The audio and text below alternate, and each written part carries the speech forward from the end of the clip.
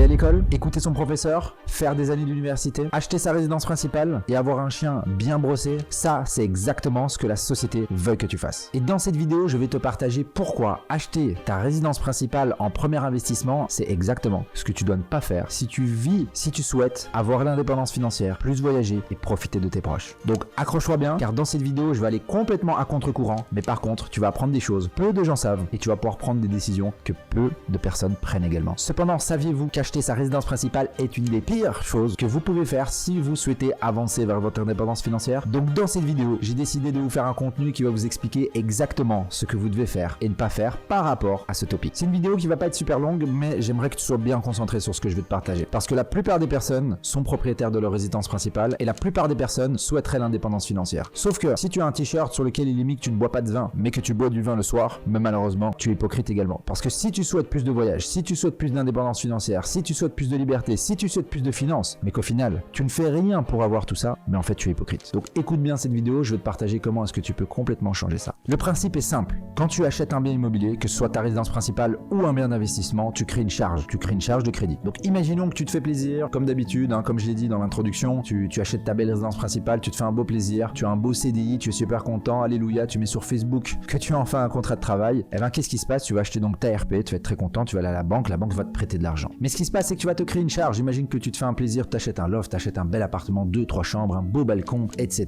Tu as compris le pack complet. Ce qui va se passer, c'est qu'imagine que tu as 1000 € de charge, mais ces 1000 € de charge, c'est toi qui les payes. C'est-à-dire que tu crées un négatif dans tes finances, mais tu ne crées pas de positif. Et pour moi, c'est ça le problème. Je veux peut-être te choquer dans cette vidéo, mais aujourd'hui, je suis propriétaire de plus d'une vingtaine de biens et c'est uniquement des biens d'investissement. À l'heure où je te parle, je vis à Milan, je suis locataire. Peut-être que je vais rentrer en Belgique et je vais être encore locataire. Peut-être que je vais aller habiter à Miami et je serai encore locataire. Pourquoi? Parce que selon moi, le fait d'acheter sa résidence principale, si on est dans une logique d'indépendance financière et qu'on veut continuellement enchaîner les achats, va à contre-courant de l'objectif qu'on souhaite. Dans le sens où, tu l'as compris, le premier problème, c'est que tu te crées une charge mais pas de revenus. Ça veut dire que quand tu investis, tu crées de la charge, tu vas avoir 1000 € de crédit comme ta résidence principale. Mais la différence, c'est que dans l'investissement, tu auras des locataires qui vont t'apporter plus que 1000 €. Et du coup, tu crées de l'enrichissement. Alors que la résidence principale t'appauvrit. Et je te vois déjà me sauter dessus là et arriver de ton écran et me dire, ou plutôt me sauter sur ton ordinateur et venir chez moi et me dire, mais Arnaud, qu'est-ce que tu racontes? Parce que moi, j'ai envie de rembourser du crédit, j'ai envie de payer, c'est moi qui m'enrichis si je rembourse mon propre crédit. En soi, c'est juste. Mais oublie pas, l'immobilier, c'est un game long terme. L'immobilier, c'est comment est-ce que je peux continuellement acheter. Sauf qu'aujourd'hui, la majorité des gens, ils gagnent entre 2000, 2005, voire peut-être 3000 € s'ils sont chanceux. Imagine que tu gagnes 2500 € et que tu te crées une charge négative parce que tu as acheté ta résidence principale, tu fais 2500 moins 1000 €, ça te fait 1500. La banque va pouvoir te prêter 30% de cela. Autant te dire que tu peux quasi plus emprunter. Donc en fait, si tu achètes ta résidence principale et que tu gagnes 2000, 2500, 3000 €, c'est la fin de ta carrière d'investisseur. Sauf si tu laisses vraiment quelques années passer sous les ponts et que tu as remboursé du capital, etc.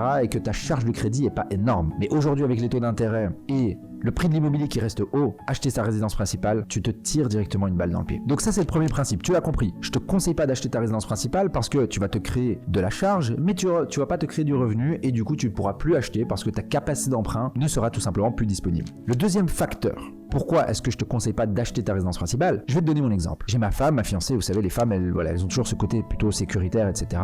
Ce que je peux comprendre. Et ma femme me dit minimum une fois semaine, merde, il faut qu'on achète notre résidence principale. Et je dis, elle s'appelle Tania. Je lui dis, si on achète aujourd'hui notre résidence principale, ça va être peut-être une belle villa, je sais pas moi, à Waterloo, à Saint-Genès, voilà, dans des quartiers qu'on aime bien, ou à Uccle, XL, etc. Ce qui va se passer, c'est que ça va être un bien qui va nous coûter certainement à l'achat 1 million, 1,2 million, peut-être 1,5 million.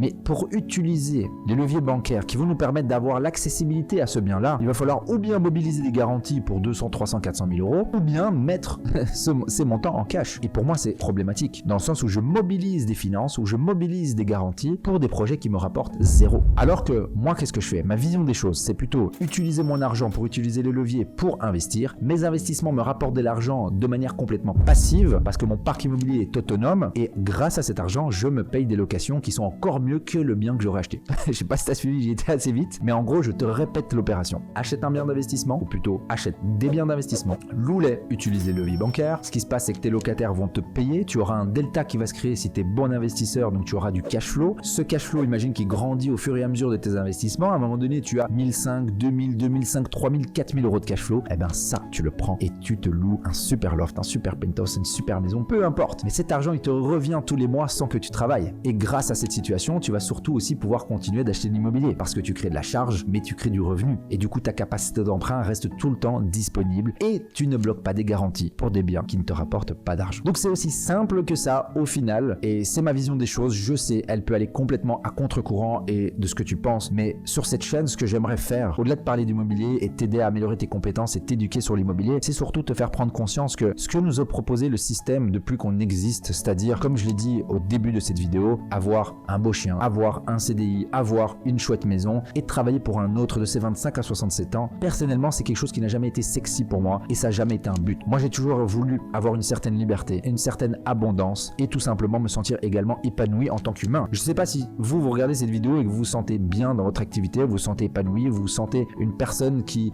obtient des résultats, qui avance dans la vie, que ce soit au niveau entrepreneurial, business ou même psychologique au final. Et au final, c'est ça, parce que retenez qu'on vit qu'une fois. Donc, ou bien vous suivez la masse et vous êtes content avec ça et au final, il n'y a pas de souci si vous êtes heureux, ou bien vous voulez juste sortir de cette masse et obtenir des autres résultats. Et je me doute que si vous êtes sur cette chaîne, c'est certainement parce que vous êtes ouvert à ça et que vous voulez comprendre ce monde. Mais la première chose à faire pour comprendre ce monde, c'est d'être conscient. Et à nouveau, si vous êtes sur cette chaîne, j'en suis certain, vous êtes beaucoup plus conscient que la masse. Mais maintenant, il va falloir appliquer. Parce que pour moi, l'intelligence, c'est la capacité à quelqu'un de pouvoir passer à l'action rapidement. Donc si vous regardez mes vidéos YouTube depuis 1 an et que vous êtes toujours à la même place depuis 1 an, malheureusement, c'est pas ce qu'il faut faire. À un moment donné, ce qu'il faut faire, c'est l'action. Donc là, on dérive un petit peu et on va un petit peu sur un autre topic. Mais je trouve quand même que c'est important que je rajoute cette touche dans ce contenu. Pour finir, j'aimerais faire quelque chose pour toi. Si tu veux aller plus loin dans ton projet, sache que dans la description, tu vas pouvoir trouver un training qui est complètement gratuit, qui va te permettre d'avancer dans ton projet d'indépendance financière. Donc va le rechercher. On se dit à très bientôt sur la chaîne.